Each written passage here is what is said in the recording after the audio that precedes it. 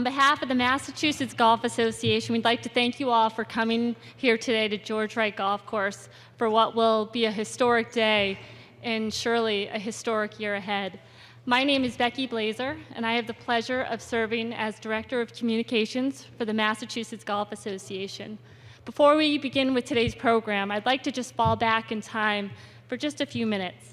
It was actually an October day back in 1890, probably a day similar to this, where George Wright had a new set of clubs, and he walked over about 3 miles to Franklin Park and just to play a few holes.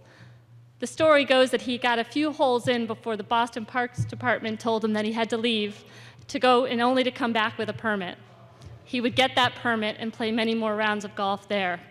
Franklin Park would never be the same. Golf would also never be the same. While the likes of Frederick Law Olmsted and Willie Campbell would make sure that many rounds of golf were played on the public space of Boston, golf leaders soon took their lead. On March 5th, 1900, a small group of women met on Commonwealth Ave in Boston and formed what is now today the Women's Golf Association of Massachusetts. When they came together, they put together inter-squad matches, which today is still a staple program for them. They also hosted and launched the inaugural championship in the fall of 1900 at Oakley Country Club. One Grace Keys defeated Harriet Curtis on that day. Nearly three years later, the men followed suit, and they organized their first statewide golf championship on September of 1903 at Myopia Hunt Club. Arthur Lockwood won that tournament with a Haskell rubber ball. The history of golf continues to this day with innumerable stories of pioneers, innovators, visionaries, and heroes. Today marks a very important milestone. Today, you will hear from modern-day innovators whose leadership and courage led to an incredible renovation of 2 City of Boston golf courses. Visionaries who knew how important it was to bring together the best men and women amateurs and have them compete and be tested on 2 challenging and historic golf courses. And heroes whose play on the links is matched only by their character and leadership off the course. To get things started today, I welcome our leader, Jesse Menachem, Executive Director of the Massachusetts Golf Association.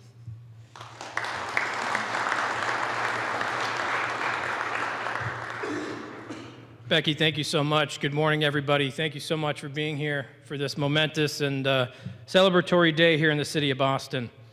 We have many representatives from the city, many representatives from the Massachusetts Golf Association, the Women's Golf Association of Massachusetts, and several of our past amateur champions, both from the Massachusetts Amateur and the Women's Amateur and President's Cup.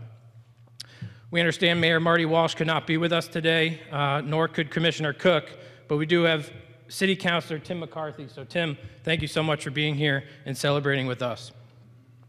As Becky noted, we are at a historic and newly renovated facility here at George Wright, and we are thrilled to be able to announce what's to come in 2018, not only at George Wright Golf Course, but at William J. Devine at Franklin Park. In addition to that, the Massachusetts Golf Association and the Women's Golf Association are at the doorstep of a historic merger, combining 2 100-plus-year organizations together to help streamline our operations and services for all member clubs and member golfers statewide.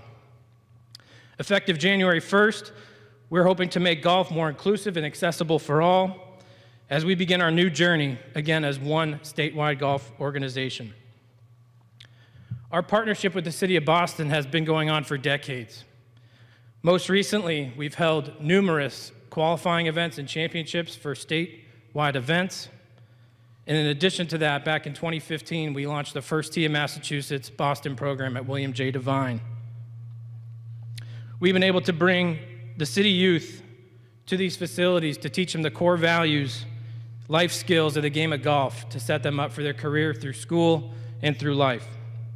Jim Tobin and Marcia Malone, our lead coaches, have done a phenomenal job, as have the head professionals and their staff at both facilities. So for the first time in our history of the Massachusetts Golf Association and the Women's Golf Association of Massachusetts, I am thrilled to announce In the summer of 2018, we are going to bring the Massachusetts Amateur Championship and the Women's Amateur Championship and President's Cup to George Wright Golf Course in Franklin Park. As noted, this is going to be the first time that both events have been held and run at a true public municipal facility, a major feat for both organizations and a true testament to the partnership that we've created with the City of Boston. For the men's amateur, or the amateur championship, it'll be the 110th playing. The dates will be July 9th through 13th. Round 1 will be held at Franklin Park. Round 2 and match play will be held at George Wright. And then 2 weeks later, starting on July 30th through August 2nd, the Women's Amateur Championship and President's Cup for the 115th time will be played at George Wright, something we are truly excited about, and we're going to hear a lot more in just a few minutes. So with that, we again want to thank you all for being here with us today to celebrate this occasion. We're looking forward to what's ahead come 2018. And with that, I'd like to introduce and welcome the Director of Administration for Parks and Rec, Mr. Dennis Roach. Dennis, thank you.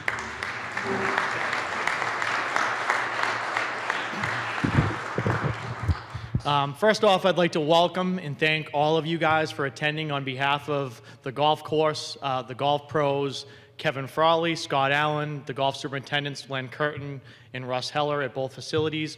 We're really honored to have you guys here, and we are proud and honored to be chosen as the host of both the women's and men's amateur golf tournament this summer. I think it's something that's been a long time coming for these golf courses. We're very enriched in history, as both Becky and Jesse noted at both these golf courses. Franklin Park being the second oldest municipal golf course in the United States. George Wright being a pioneer of golf in Massachusetts and the United States. And also this golf course being built during the WPA funding administration back in the 1930s after the Great Recession. I think it shows that we have a long history here at this golf course, and hosting these two tournaments and making new history is something we're very proud and honored to do.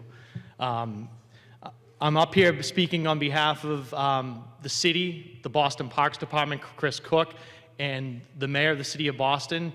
We could not do this without the support of the mayor, the administration, and the Boston Parks Department, and the support that it gives to public golf around this city. It's a priority of the city to have public golf here. We make it a priority. The city's initiatives within the Boston Parks Department is access, equity, and excellence. I think both of our golf courses do a great job of recognizing all of these attributes within the city of Boston.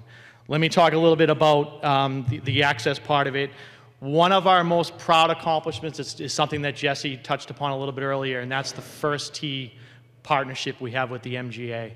Bringing that to Franklin Park a few years ago and granting access to all of the City of Youth Boston across the city to this great game of golf free of charge has been a great and beneficial partnership for all of us.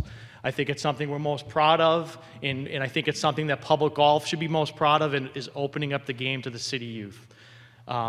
In terms of equity, public golf opens up golf to all socioeconomic statuses. I think that's very abundantly clear in the history of both George Wright and Franklin Park. We have a very diverse background of golfers. We've always had a diverse background of golfers. And now, joining in the celebration that Jesse mentioned of partnership, both the women's and men's organizations together, I think it's a showcase that they chose our golf course as a place to kind of highlight that, because this is what we've always been about throughout our entire history here. Boston Golf has been a leader since its inception in welcoming all golfers. And then the final piece is excellence. I think this is a pinnacle of the excellence that we've tried to achieve here at both golf courses over the last 10, 15, 20 years. Since the city took both of these golf courses back, they decided to run these as a nonprofit. They decided to run these in-house. It's taken years of renovation of both these golf courses to bring them where they are today. We've had accolades along the way. We've had, many of the golf publications recognize us as a place to play within Massachusetts. Then pinnacling in 2009, where George Wright was ranked the 14th best municipal in the country, in the best in Massachusetts. And I think today is kind of the pinnacle and highlight of all the accomplishments we've achieved coming up to this date, and I think it's a vision into our future of where we're going, and that, you know, championship golf course doesn't have to be that pasture of golf that public courses have been. It's the proud golf course that we have out at both facilities today. So to wrap this up, we couldn't be more proud, we couldn't be more honored, we couldn't be more excited to host these golf tournaments. You know, combining with the merger of both groups, I think we're going to term this as a celebration of public golf. We're going to welcome you guys all out here to view this next summer, but we are truly going to host this and celebrate public golf, and hopefully we can live up to the expectations of both organizations. Thank you guys for coming today. I really appreciate it.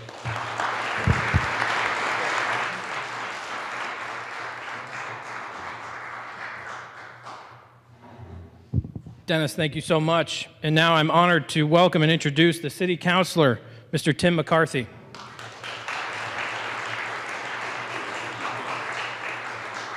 Thank you very much, Jesse. I am extremely proud to be here. On behalf of the Mayor and the City Council and the City of Boston, I want to thank you and welcome you here. Thank you to the MGA and the WGAM, of course, Scotty Allen and Lenny and Kevin and Russ for the job that you guys do to put this course together. And a special thanks to Dennis Roach. Since he's become the point person of the golf courses, you've seen a drastic change not only in the relationship between the golfers and the clubs themselves, but the city and the clubs and the golfers. It's a wonderful place to be. I would rather be here than City Hall. That goes without saying, so I'm very happy to be here. I don't know if the city charter covers dispensation to go play 9 today, but it's like 55 degrees, so you could, you know, if you're not blowing into your hands too many times, we could probably get in a quick 9. Just saying, I think I could probably do that today. That would be nice. Mayor Walsh has made a great commitment to the courses here at George Wright and Franklin Park, and you can see it. You can reflect in it. If you have not played here before, please do. If you haven't played Franklin Park, please do. It's amazing when people come walking up the hill and see the new clubhouse, the new design, how the roof has been done, how the bricks have been set, how the copper gutters shine. I'm going to date myself here, but every time I walk up the hill, it reminds me of the old Batman when they say, back at stately Wayne Manor, and you see the brick building. That's what it reminds me of, and it's such a gorgeous place to be. We're also committing money to redo this very hall. Dennis, again, has been instrumental in getting a team together to take a look at maximizing this hall and making sure that this place, this clubhouse, is a 12-month-a-year facility, a destination point for people. In the summertime, we've had our concerts out on the plaza. Incredibly successful, 150, 200-plus people out here listening to acoustic music, watching the golfers come in. A lot of pressure on the first tee box if you're teeing off at 6:30, but it's a great, great venue. You know, I love coming here to George Wright when you take a look at, especially when you bring new people. That's what I love to really see, and especially if you're playing with some decent golfers. You know, you get out there on 1, straight shot, not too hard. Green's a little tricky, nothing really to it. 2, kind of short par 4, nothing to it. 3's a long 5, 4 uphill, you know, the whole thing. Then all of a sudden you get to 5. And then it's blind shot on 5, blind shot on 6, 7, 8, 9, 10, 11, 12. Welcome, Donald Ross, to your world. And it's a wonderful course and it's a great place. But I think what makes this place is the men and women who come and go. There's city folks, there are people who care. You can always tell a George Wright or a Franklin Park golfer if you play with them, because generally they'll get on the green, they'll fix 27 pitch marks and mutter to themselves of how people can't take time to fix their pitch marks. But that's what we produce here. We produce phenomenal people, and I'm very proud of this course. I always have been. I love playing here. I look forward to playing here. I look forward to next year. Both of these tournaments are incredible. Next year, Hyde Park turns 150 years old, so there's going to be a big celebration in Hyde Park. This will be part of our celebration to celebrate really one of Boston's hidden secrets, Franklin Park and George Wright. And after the event's over, we'd like to kind of keep it a secret because, you know, we don't want it to be too crowded. But I really want to thank everybody for being here. I hope to see you out in the first tee box at some point in time. And I kind of wasn't kidding about the 9 holes. I think we could probably slip that in. So thanks very much for being here. Thank you, Jeff.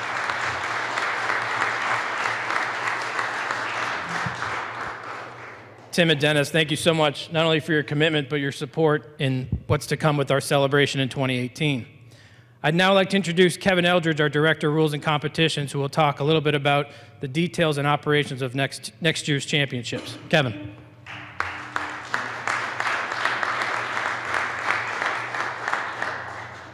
All right, thank you, Jesse. Thanks to everyone here for joining us this afternoon, as well as to the City of Boston and the staff from both George Wright and Franklin Park. We're really looking forward to bringing our 2 premier championships to the City of Boston next year. That's really going to allow for us to showcase the 2 fantastic golf courses that are here in the City of Boston. As Jesse mentioned earlier, the men's amateur, for the first time we played at 2 different golf courses during the course of the event. We'll see round 1 of stroke play played at William J. Devine on Monday, July 9th, and then round 2 of stroke play and all of match play played here at George Wright, really giving the 144-player field first-of-a-kind experience in this year's amateur championship. Both golf courses are really going to provide a unique set of challenges during the event. The open field of the Parkland Golf Course in Franklin Park should provide for some scoring opportunities during that first round.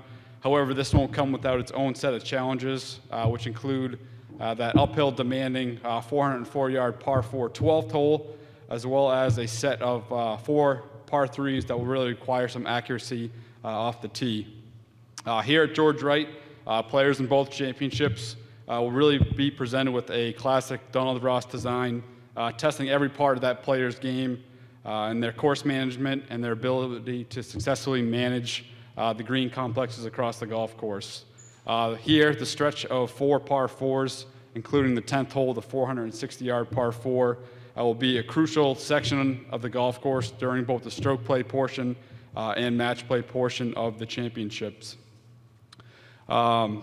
Speaking of match play, the need for a well-rounded game, the ability to execute a wide array of shots, and will provide for plenty of excitement here during match play, plenty of risk-reward opportunities throughout both events.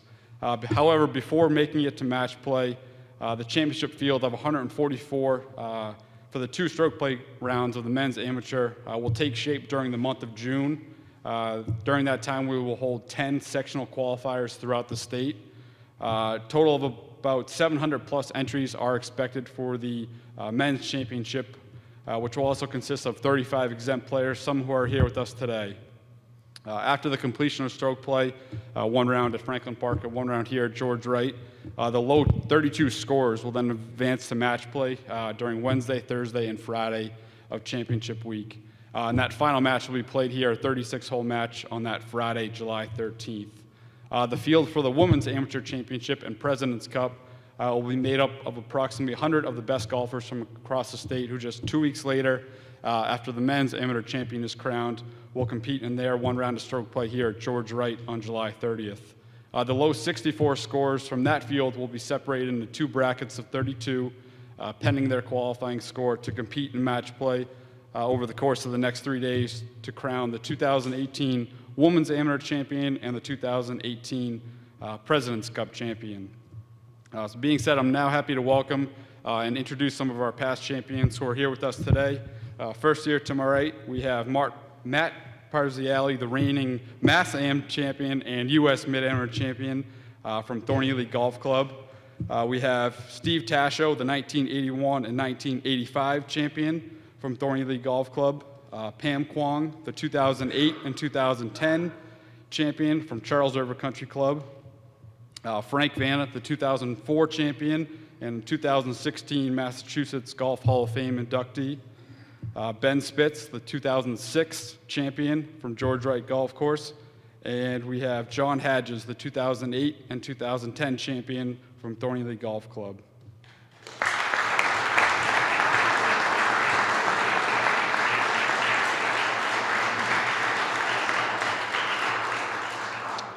So again, thank you for joining us here today, and I will now turn it back over to Becky, who will go through a quick Q&A session with our past champions.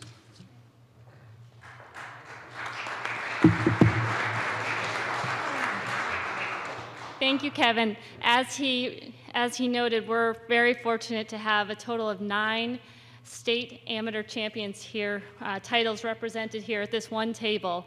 And I can tell you, as someone who's been fortunate enough to speak to many of these folks after their victories and after their good and their bad days, these are true champions, and their experiences really shed light on the exceptional play that you need to bring to each state amateur, and the character that you have to be the final one on that day. So I'd like to start today with Steve Tashu, who was the first of all these folks to win. And you have not only won 2 state amateurs, but it's important to note, I think you've won over 25 individual titles in your career, which has been exceptional.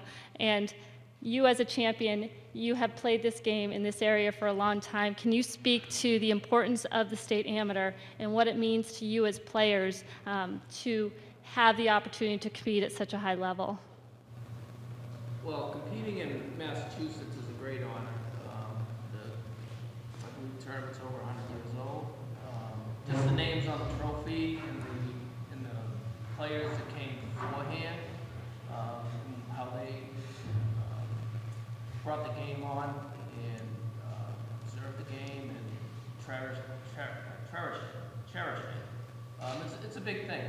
You learn from people before you, and you try to hold up that statue of being a champion and what it means to represent the state. They have different events, Sunny Hannah Amateur that you go to.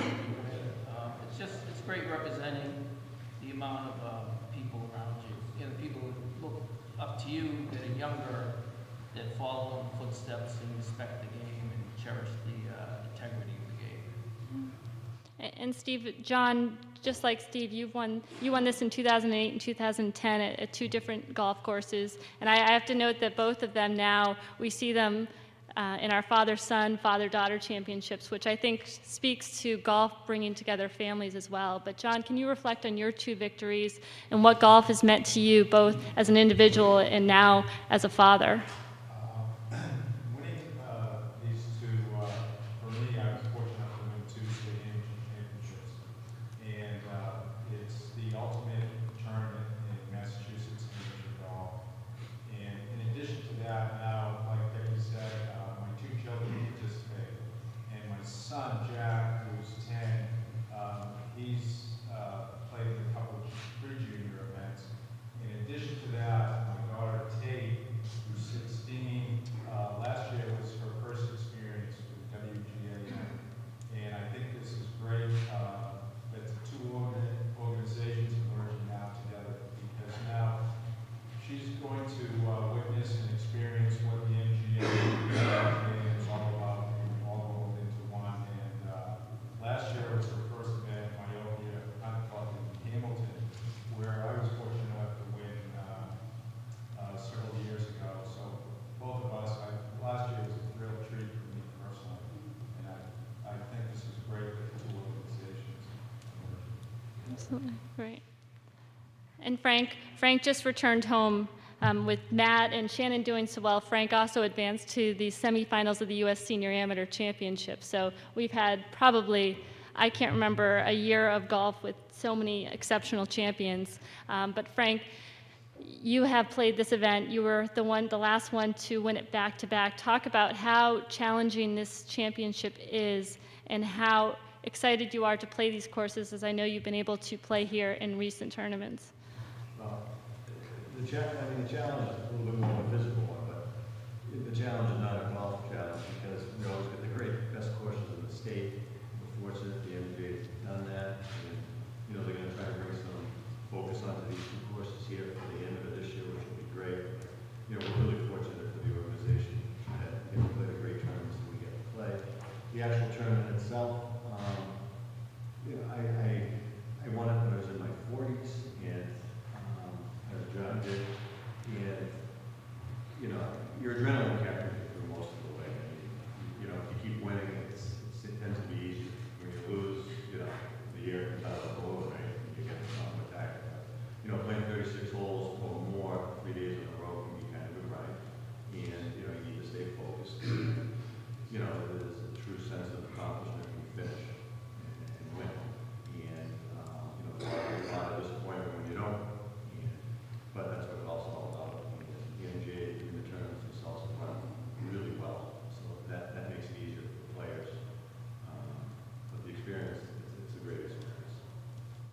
And Matt, you just came off probably a whirlwind few weeks. Matt won our amateur championship earlier in the summer, went on to win the We Met.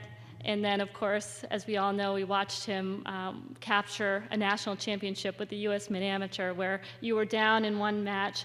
Talk about the highs and lows, battled back and to win. And now Massachusetts now has a female and a male championship for the U.S. Mid-Amateur national title. So Matt, talk about the emotions of this summer, what it feels like to be a Mass Amateur champion, and how it's going to be to come back to this course to defend. Yeah, so John beat me in 08 at Kansas, and like Steve said, the tradition keeps going, and the first call I make after every stadium is to Steve. He talks me off the ledge because it's a tough week.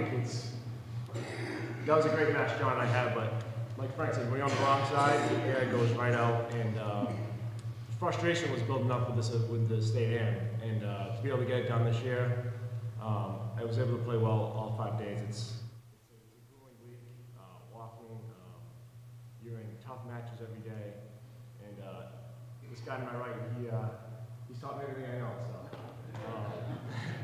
No, everyone at this table, they send texts throughout the whole week, so, I mean, listen to these guys about their experiences in match play. Pam sent me an email the night before the final. I read them all, probably couldn't respond to them all, but couldn't do without the support from the players and from everyone else here, Tony Lee and everyone at the MGA, and now the merge shit, so. Mm-hmm. Well, you mentioned Pam. Pam had another exceptional year. She always does. She too won in 08 and 2010, and actually just returned home from competing at the U.S. Women's Mid-Amateur Championship. So, Pam, I have to ask you, as a past champion female, what does it mean for the women to be able to compete at the same course as the men's this year, and how significant it is for the women in 2018? I think the fact that, first of all, the merger, I echo everyone's comments here. I think it's fantastic for both organizations. I think it's really going to help women's golf. Hopefully, it's going to encourage more women to participate, because I see the numbers on the men's side, and hopefully we get more women on the women's side. To be able to compete with the same course as the gentleman 2 weeks later. I've played this course a long time ago, and I remember it being fantastic. So I'm really excited that we have another double-class gem to compete for the state amateur title. Well, I can tell you on the men's side, one person who doesn't need an advantage but probably has one is our last speaker here, Ben Spitz. If anyone got to Pine Hills, I had the pleasure of walking with him when he captured that title on a playoff, and talk about adversity and the mental toughness. On his final regulation hole, found the water on the left, came back within a half hour and captured his victory. And Ben is not only a past champion of this event, but he also is a member here at George Wright and has a unique perspective. Ben, talk about your experiences here at George Wright and your emotions and excitement when you heard that you would be battling for this title on your links. Yeah, no, it's great. So I've been around the area with West Roxbury and Milton the last 6 years, so it's a quick ride for me, and coming to George Wright was a no-brainer. Before that, I hadn't really played either courses, Franklin Park and George Wright, and it was two very unique courses. Look on the scorecard, Franklin Park is more lacy, more wide open. You come here, look at the scorecard, it's maybe maxed out 6,600 yards, but it's probably the hardest 6,600 yards you'll ever play. I usually find me here early in the mornings, 5 a.m. trying to get a quick 18 in. So I'll take my driver one round and shoot 73 every hole, and I'll take an iron out and every hole and shoot 73. So there's so many different ways you can play the course, and I think it's going to be very unique, and it's just great to have the partnership with WGAM, NGA, really the commitment and the funding from the city of Boston to make this course back to what it used to be in good shape. So very excited for 2018 and look forward to it. Great. I'm going to put you all on the spot quickly, and I'll give you a couple minutes to think about it. But I think you've all had a chance to play this course. But maybe talk about in both courses actually, of your favorite part or the biggest challenge you'll see in playing that type of tournament here. So I'll start with John over there and move around. I've never played George Wright until this afternoon. Taking the 9 holes, Counselor, right? Yeah, see? He listens, right. But just the ambiance, I'd like to make a comment on I think the city of Boston did a great job with the contractor. Just walking up here this morning and looking at the building itself, the exterior of the building came out great. And you don't see that in a lot of golf courses. You see a lot of new clubs. There's a lot to be said about this, and it's very good. You don't see this in this day and age, new construction. Something like this in the clubhouses, the members should be very proud of. Ben, you know this course very well. Yeah, there's going to be a few things, or a lot of things probably you got to do well out here, but I would say keep the ball in front of you. Don't get into the rush because you're not going to find the ball. It sucks it right up. And, you know, I'm in my 30s, but I'm not getting any younger. And some of these hills out here for 5 days, 4 days straight, 36 whole days, it's going to be a battle. So just kind of pace yourself. Frank, you saw this at the 4-ball, I think, most recently. Years ago, when we hosted it here. His memory's going. Okay. I just remember the greens being great. Typical Donald Ross. I mean, you can have a lot of issues. You know, over the course of the week, you'll have a lot of issues. And, you know, you get the ball in the right place on the green, stay patient, just let it roll out with 9 ball. So I imagine the greens will be perfect. I don't remember the course well enough to comment, but I echo Frank's comment. It's a Donald Ross characteristic. It's a staple of the pen, I would think. Steve? It's probably been, I think I played here once, it might have been 30 years ago. I remember just keeping everything in front of you, like the Donald Ross is, and just keeping it in front of you and keeping it in play. As far as Franklin Park, I haven't played there. My son played there this summer, so he told me a little about the golf course. Same thing, you got to keep it in play and pick the right clubs off the tees. So it should be a great week. Yeah. So Ben has the advantage because the blind tee shots out here, they're probably the toughest thing for me, like that stretch. You get 4 or 5 in a row, and knowing the lines. You have a couple of blind shots in the greens as well. So the more comfortable you get with those lines, probably the better you get. And I've been fortunate enough to play here maybe 6, 7 times, so it's getting better each time as the more familiar I get with it. Well, thank you all. Before we adjourn, I'm going to have Jesse come up here, and we have a very special presentation for Matt in the sensational year that he has had.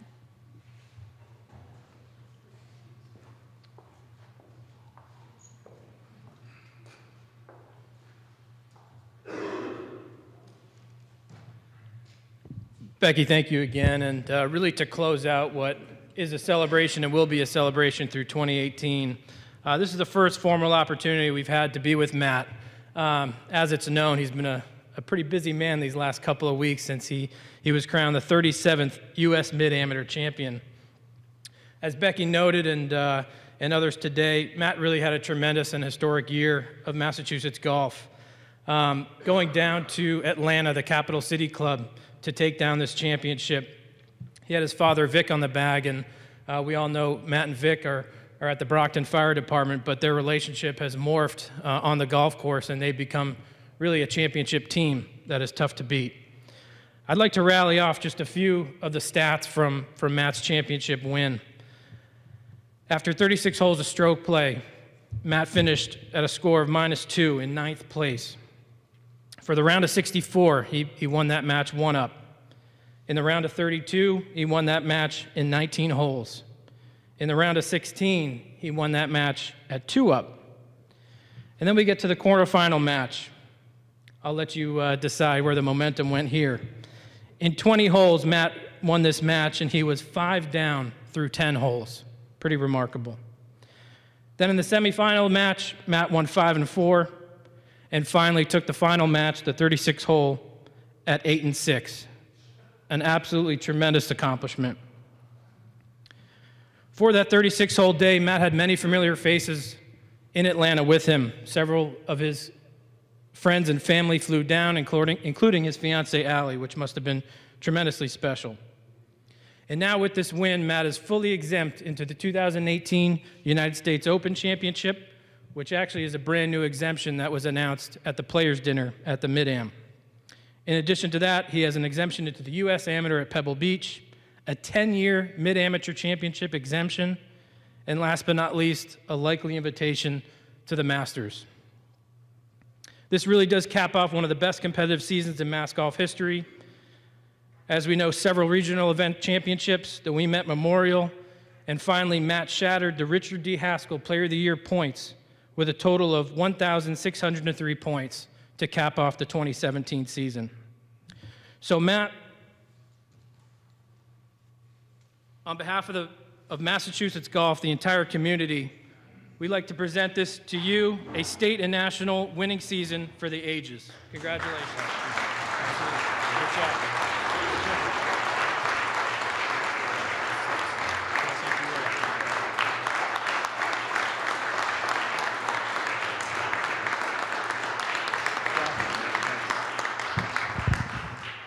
Well, thank you again for everyone being here. Yeah, this year was pretty incredible, and next year's gonna be busy, but I'm very excited to go compete at all these championships now. So to recap the week a little bit, it's a hard week, like I've said, like Frank talked about, but it's very rewarding when you put the work in, and I'm very proud that I was able to do that this year. I said before, Steve has been unbelievable, all these guys, and Steve's son actually flew down for the final, and it was so great seeing friends from Thorny, people I compete with here in the state, coming down at different times during the day. I told them they were all crazy, but it made it that much more special when I was able to win. This is a very exciting year here at George Wright Franklin. I'm looking forward to competing and trying to defend my title at the State Am, and looking forward for what's to come. Thank you.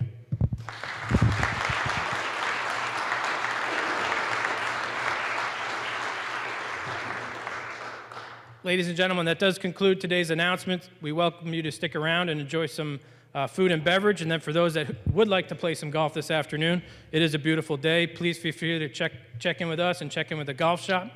But we wish you all a great and enjoyable holiday season.